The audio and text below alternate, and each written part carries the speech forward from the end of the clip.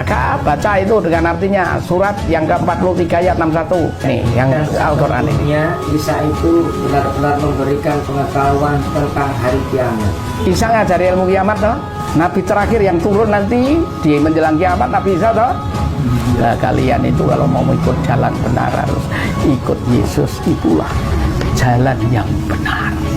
Maka kalian untuk benar silahkan mengikuti Yesus, jadi Katolik, jadi Kristen, murtad dari Islam. Bagaimana buktinya kalau Nabi Muhammad itu yang terakhir? Apa buktinya? Di surat apa, ayat berapa? Dari Muhammad yang mendapatkan Quran di Gua Hira tanpa saksi. Dan setelah mendapat Quran tanpa saksi itu, berikutnya adalah menggigil, kemudian dikemuli oleh istrinya. Karena itu sesungguhnya bukan Roh Kudus tapi roh jahat. Dikatakan bahwa Injil sekarang sudah tidak asli, yang dulu asli. Tunjukkan yang asli, jangan sampai menuduh tanpa bukti. Itu kalau kalian itu saya tuntut karena memfitnah itu 6 tahun penjara fitnah. Menuduh Injil kami itu tidak asli, Alkitab kami tidak asli, kalian tidak ada bukti, berarti itu fitnah. Fitnah itu dalam pasal KUHP itu adalah 6 tahun penjara. Assalamualaikum warahmatullahi wabarakatuh. Waalaikumsalam. Innal hamdalillah wassalatu wassalamu ala Rasulillah. Hadratil kiram, para alim, para ulama yang saya hormati, Al Ustadz Bapak Willy Bordus Lasiman, yang mana saya sudah kenal beliau ada 4 tahun yang lalu, ke Jogja berulang kali, mau sowan belum bisa. Alhamdulillah Allah takdirkan pagi hari ini kita bersama rombongan bisa hadir silaturahmi sekaligus menimba ilmu dari beliau, karena beliau mantan misionaris Kawakan. Jadi dari Katolik ya Ustaz ya dulu. Ya, Katolik pernah, Kristen pernah, Kristen Protestan, Kristen Baptis, kemudian kebatinan Pangestu, kemudian perdukunan. Jadi kebatinan Pangestunya saya wisuda saya di Sonobudoyo depan Keraton Jogja. Jadi bukan kebatinan ikut-ikutan, tapi kebatinan ilmu asli, ilmiah, ilmu asli. Ya. Kemudian perdukunan ya dengan primbon-primbon yang ada, dengan literatur yang ada. Berikutnya kemudian saya berislam. Ya, Alhamdulillah saat ini kita bisa berjumpa dengan beliau, dapat menimba ilmu dengan beliau. Ustaz, bagaimana perkembangan kristenisasi yang ada di daerah Yogyakarta pada umumnya saat ini, dan apa yang harus kita buat pencegahan preventifnya? Jadi begini, urusan yang ada sekarang ini adalah perangnya sudah perang global. Perang global ini adalah sudah terpadu semuanya. Maka keterpaduan perang global ini salah satu baca Quran. Suratnya surat Al-Baqarah 217, dibaca dengan artinya. Ini situasi kondisi yang ada sekarang ini adalah sudah perang global. Al-Baqarah 217. Silakan dibaca dengan artinya.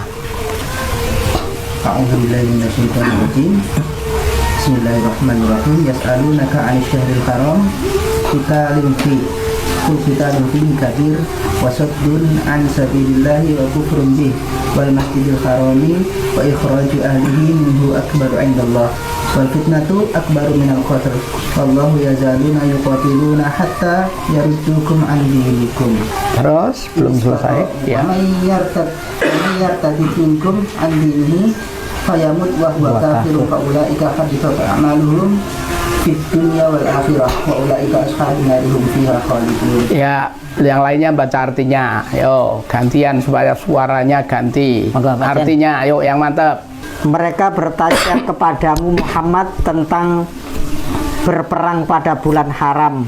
Katakanlah berperang dalam bulan itu adalah dosa besar, tetapi menghalangi orang dari jalan Allah, ingkar kepadanya, menghalangi orang masuk Masjidil Haram dan mengusir penduduk dari sekitarnya, lebih besar dosanya dalam pandangan Allah.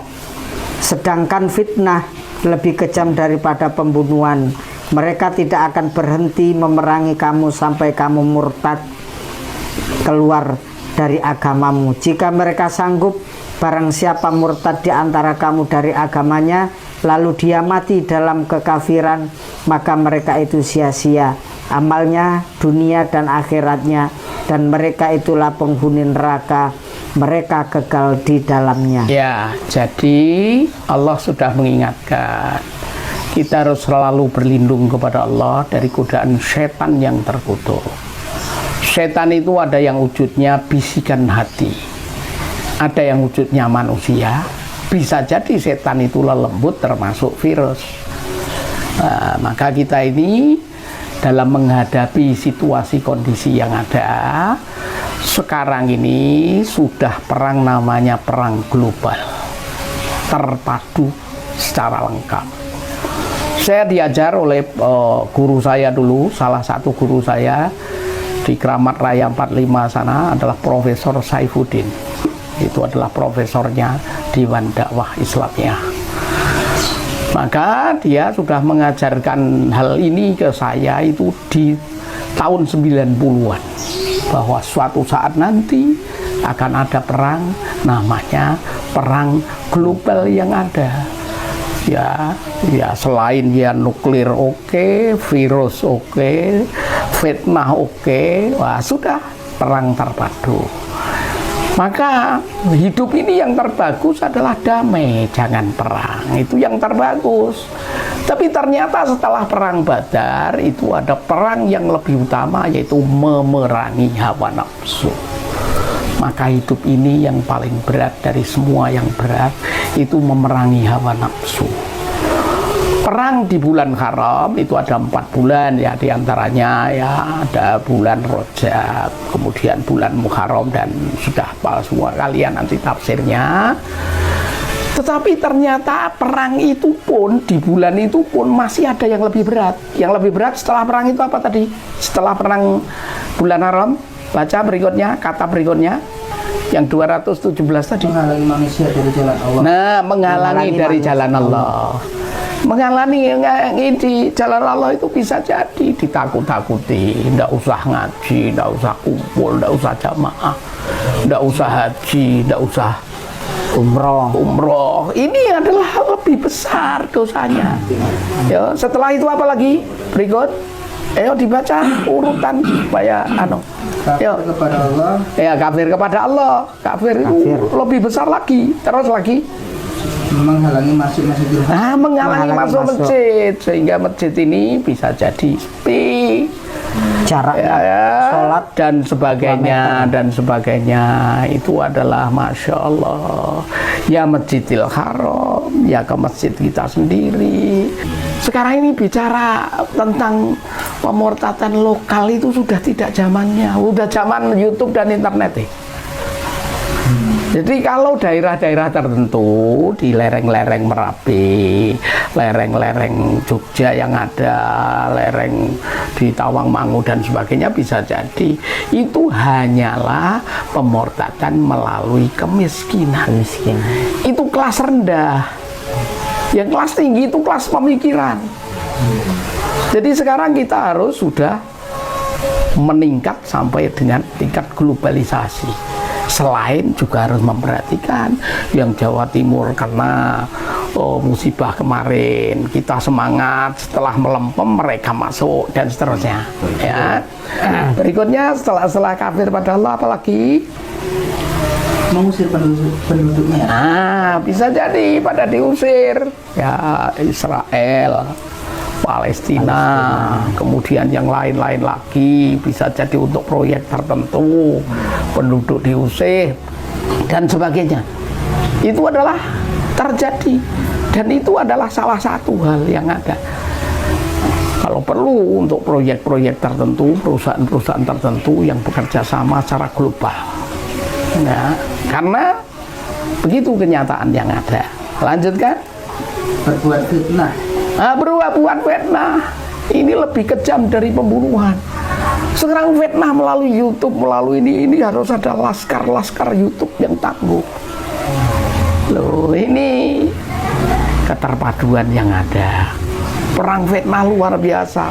Yang benar dia dibilang hoak, yang hoak dibilang benar, yang benar dibilang teroris, yang salah justru didukung. Ini permainan. Ini permainan global. Kita hati-hati dalam menghadapi ini. Nah, terus dilanjut. Mereka tidak akan berhenti memerangi kamu sampai kamu murtad. Oh, tidak keluar berhenti. dari agamamu. Jadi mereka terpadu, tidak berhenti. Lanjut. Jika mereka sanggup, barang siapa murtad di antara kamu dari agamanya, lalu dia mati dalam kekafiran, maka mereka itu sia-sia amalnya di dunia dan akhirat. Dan mereka itulah penghuni neraka, mereka kekal di dalamnya. Nah, targetnya perang yang ada sekarang ini adalah menghadapi Dajjal secara terpadu. Target yang ada perang akidah. Maka kita harus pandai-pandai mensikapi situasi dan kondisi yang ada. Khususnya umat Islam jika ingin menang mesti pada bersatu dengan baik. Baca Al-Imran 103 104. Baca. Ayo, baca. Wa'tasimu bihablillahi jami'an wa la tafarraqu. Wadhkuru ni'matallahi 'alaikum idh kuntum a'da'an fa'alafa baina qulubikum fa'asbahtum bi ni'matihi ikhwana wa kuntum 'ala syafa hufratin minan nari fa'anqadhakum minha kadzalika yubayyinullahu lakum ayatihi la'allakum tahtadun. Wal takum minkum ummatun yad'una ilal khairi wa ya'muruna bil ma'rufi wa yanhauna 'anil munkar wa ulaika humul muflihun. Artinya dibaca yang keras. Dan berpeganglah kamu semuanya kepada tali atau agama Allah. Janganlah kamu bercerai-berai. Dan ingatlah akan nikmat Allah kepadamu ketika kamu dahulu masa jahiliyah bermusuh-musuhan, maka Allah mempersatukan hatimu, lalu menjadilah kamu karena nikmat Allah orang-orang yang bersaudara. Dan kamu telah berada di tepi jurang neraka, lalu Allah menyelamatkan kamu daripadanya. Demikianlah Allah menerangkan ayat-ayatnya kepadamu agar kamu mendapat petunjuk. 104. Dan hendaklah ada di antara kamu segolongan umat yang menyuruh kepada kebajikan, menyuruh kepada yang ma'ruf dan mencegah dari yang munkar. Mereka lah orang-orang yang beriman. Jadi jelas penghancuran Islam yang paling efektif efisien divide et impera, dipecah belah. Dipecah belah karena partai, karena bendera. Kalau perlu satunya menurunkan plakat tertentu, lainnya menyerang, itu diadu oleh mereka. Mengadunya apa? Dengan duit khususnya, karena orang kalau sudah mempertuhan harta, lupa saudara, lupa teman, lupa santri dan ulama, karena sudah ubudunnya wa karoyatil maut. Jika sudah perang, kaitannya perang dengan rebutan jabatan, perang dengan keuangan, maka rusaknya akhir zaman diantaranya adalah yang bermerek tertentu tetapi sudah gila harta, gila pangkat, mudah diadu karena proyek keuangan dan kepangkatan. Maka di sini adalah membutuhkan mujahid-mujahid, orang-orang yang rela menyisihkan waktunya, tenaganya, biayanya, pikirannya, khusus spesial perang fitnah. Dalam perang fitnah ini adalah saudara-saudara kita yang non-Islam, baik ateis maupun Yahudi maupun Nasrani, itu adalah sekarang targetnya. Kalau hanya sekedar target sembako itu target mudah, target murah, target duit itu masih murah. Sekarang targetnya itu target pemikiran dan fitnah. Pemikiran dan fitnah, dan ada alatnya yaitu internet, YouTube. Nah, apa target mereka? Mereka dilatih 42 SKS untuk memutar balik ayat-ayat. Maka ustadz-ustadz sekarang sudah saatnya untuk menjawab tantangan yang ada. Sebagaimana Ramadan itu sahru Ramadan alladzi unzila fil Qur'an hudal linnas wa bayyinati minal huda wal furqan. Quran itu adalah korektor terhadap kitab-kitab terdahulu. Tapi ternyata justru kitab Quran yang diputar balik oleh tim mereka.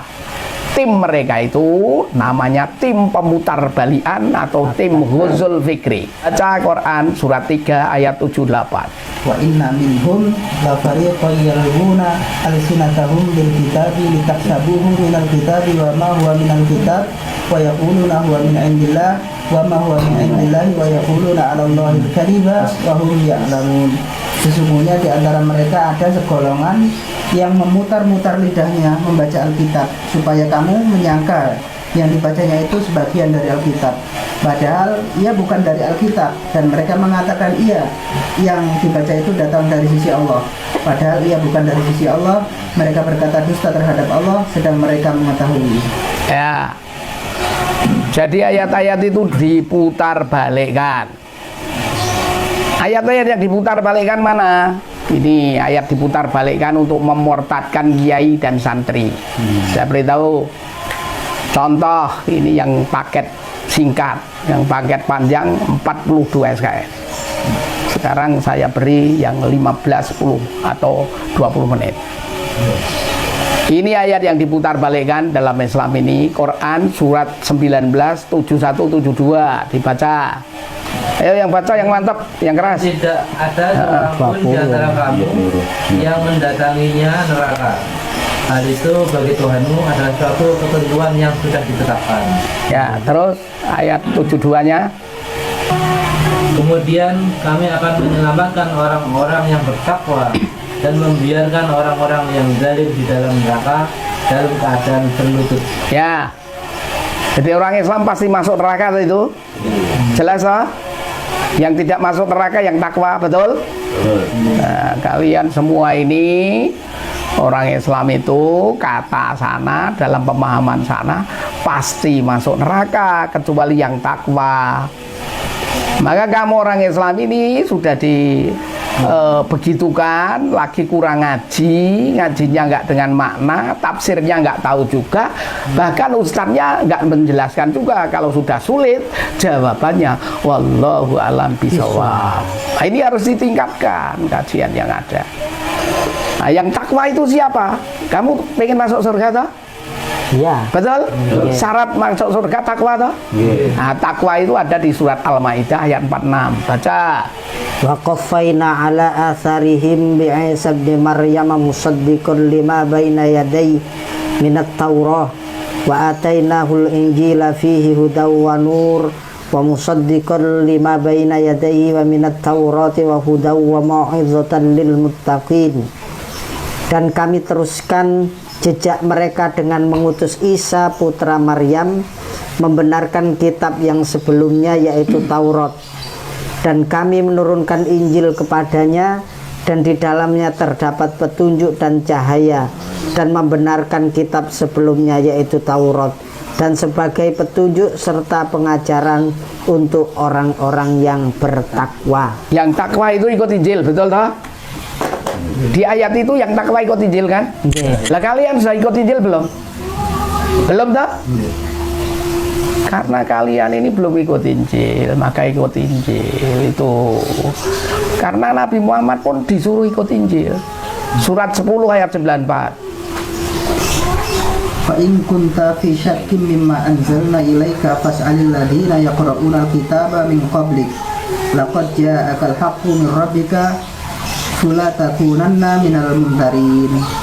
Maka jika kamu Muhammad berada di dalam keraguan-raguan tentang apa yang kami turunkan kepadamu, maka tanyakanlah kepada orang-orang yang membaca kitab sebelum kamu. Sesungguhnya telah datang kebenaran kepadamu dari Tuhanmu. Sebab itu janganlah sekali-kali kamu termasuk orang-orang. Nah, Muhammad itu tanya pada pamannya istrinya, itu pendeta, maka kamu itu mengikut Muhammad, mesti kalau ada problem keraguan dalam penafsiran Al-Quran, tanya pada pendeta, tanya pada misi, tanya pada pastor. Maka kalian ini adalah mumpung masih ada waktu, supaya kalian mendapat kebenaran, segera ikut Isa dalam bahasa Arab, Yesus di dalam bahasa mereka, ya, Yesus dalam bahasa Nasrani yang ada. Nah, maka baca itu dengan artinya surat yang ke-43 ayat 61. Wa innahu la'ilmun lis-sa'ati fala tamtarunna biha wattabi'un hadza siratun mustaqim. Ya, baca artinya enggak, ini yang baca ini, yang Al-Qur'an ini. Isa itu benar-benar memberikan pengetahuan tentang hari kiamat.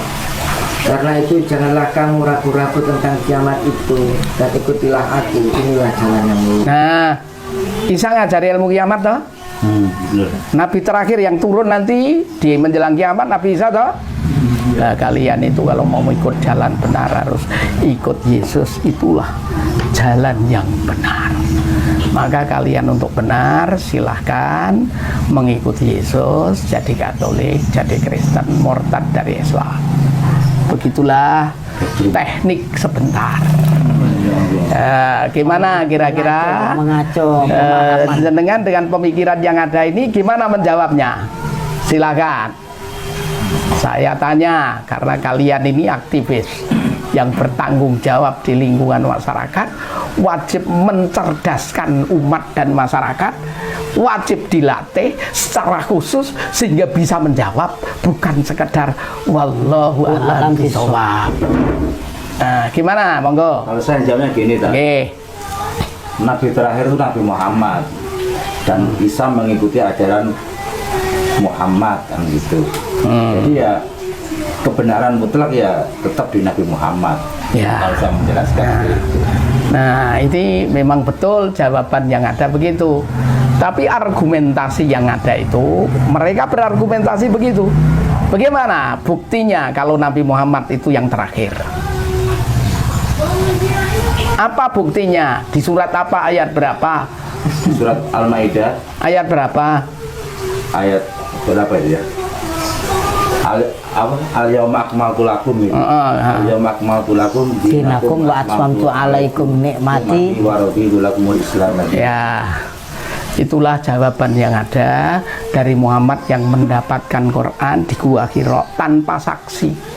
Dan setelah mendapat Quran tanpa saksi itu, berikutnya adalah menggigil, kemudian dikemuli oleh istrinya. Karena itu sesungguhnya bukan Roh Kudus tapi roh jahat, sehingga setan persis.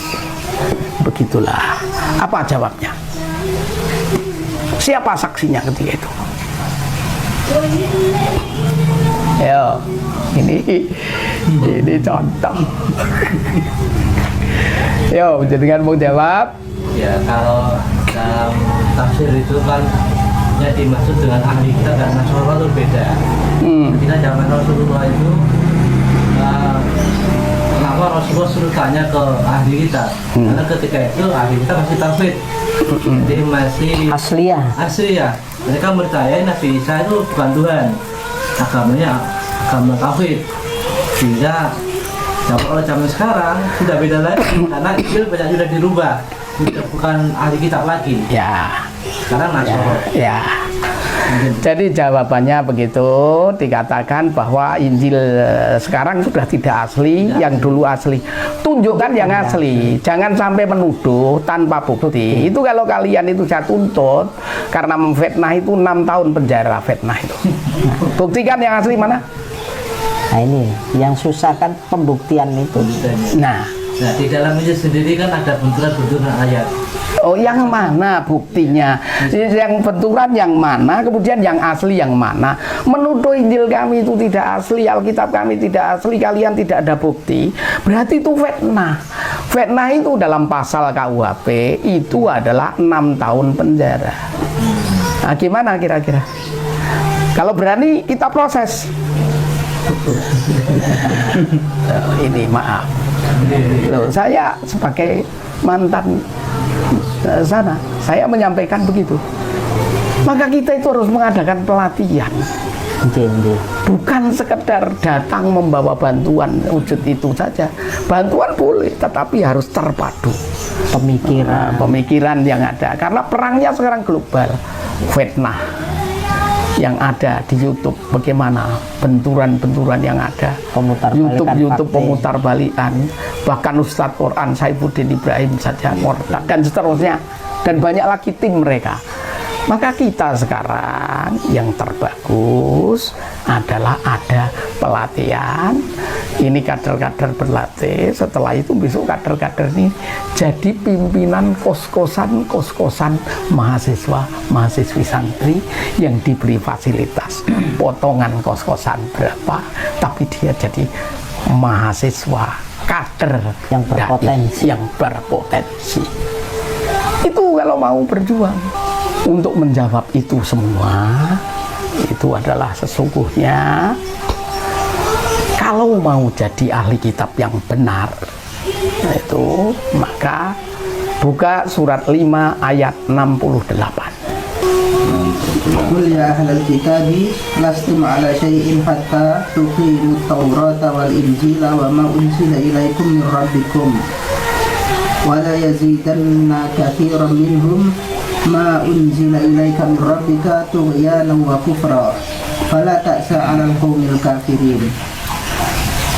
Yo, artinya baca yang mantap. Katakanlah, hai ahli kitab, kamu tidak dipandang beragama sedikit pun hingga kamu menegakkan ajaran-ajaran Taurat, Injil, dan Al-Quran yang diturunkan kepadamu dari Tuhanmu. Sesungguhnya apa yang diturunkan kepadamu Muhammad dari Tuhanmu akan menambah kedurhakaan dan kekafiran kepada kebanyakan dari mereka. Maka janganlah kamu bersedih hati terhadap orang-orang kafir itu. Jadi ahli kitab yang benar itu yang bagaimana? Menegakkan Taurat, menegakkan Injil, dan menegakkan Quran. Lalu ini gimana untuk menegakkan ini? Untuk menegakkan ini mengikuti Rasulullah. Rasulullah itu mampu menunjukkan ayat-ayat kitab terdahulu, yang dirubah mana, yang ditambah mana, yang dikurangi mana, yang disembunyikan mana. Bahkan yang ditulis dengan tangannya sendiri diakukan dari Allah mana, Rasulullah bisa membuktikan. Karena kita kan iman pada kitab terdahulu. Baca surat 4 ayat 136. Ya ayyuhalladzina amanu aminu billahi wa rasulihi wal kitabilladzi nazzala ala rasulihi wal kitabilladzi anzala min qabl wa may yakfur billahi wa malaikatihi wa kutubihi wa rusulihi wal yaumil akhir faqad dhalla dhalalan ba'ida. Ayo, artinya, Wahai orang-orang yang beriman, tetaplah beriman kepada Allah dan Rasul-Nya, dan kepada kitab yang Allah turunkan kepada Rasul-Nya, serta kitab yang Allah turunkan sebelumnya. Barang siapa yang kafir kepada Allah, malaikat-malaikatnya, kitab-kitabnya, rasul-rasulnya, dan hari kemudian, maka sesungguhnya orang itu telah sesat sejauh-jauh. di situ tetap suruh beriman pada kitab terdahulu nggak? Ya. Berarti suruh tetap iman pada Injil nggak?